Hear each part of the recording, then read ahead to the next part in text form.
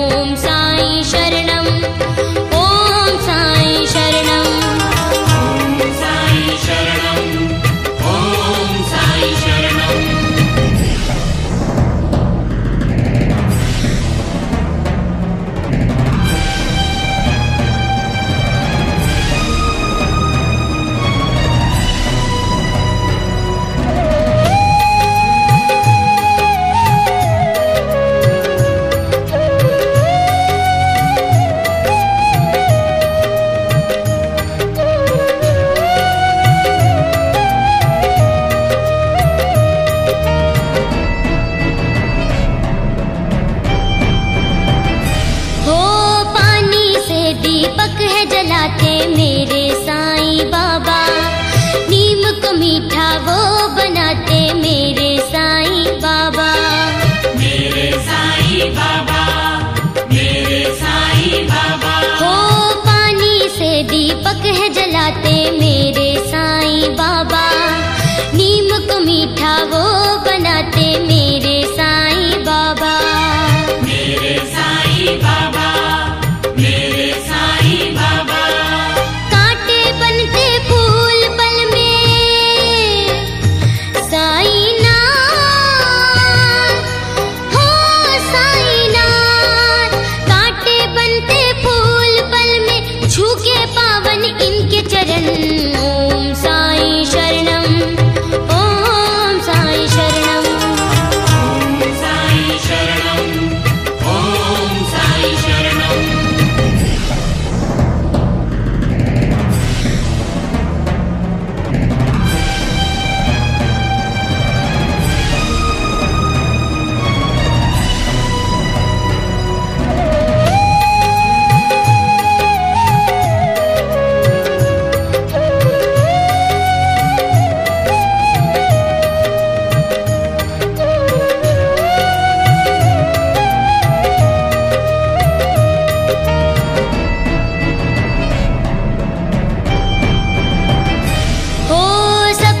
जीवन उजला बनाते साईं बाबा मेरे, साईं नाम की ज्योत जला ले दूर भगाए अंधेरे। दूर भगाए अंधेरे, दूर भगाए अंधेरे। हो सबका जीवन उजला बनाते साईं बाबा मेरे, साईं नाम की ज्योत जला ले दूर भगाए अंधेरे।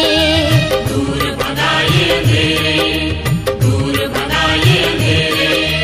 अंतर मन पट खुल जाएंगे साईं नाथ, हो साईं नाथ। अंतर मन पट खुल जाएंगे करके साईं के दर्शन।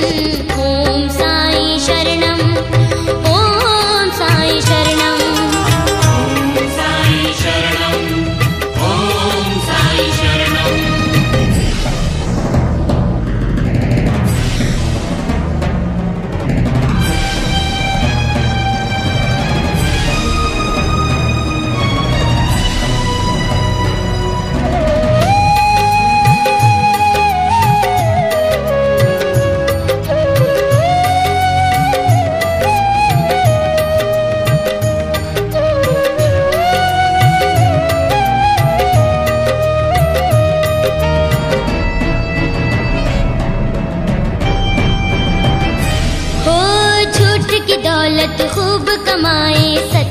अब अपना ले।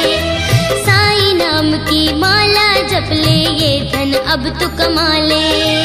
ये धन अब तू कमा ले, ये धन अब तू कमा ले। हो झूठ की दौलत खूब कमाए, सत्य को अब अपना ले।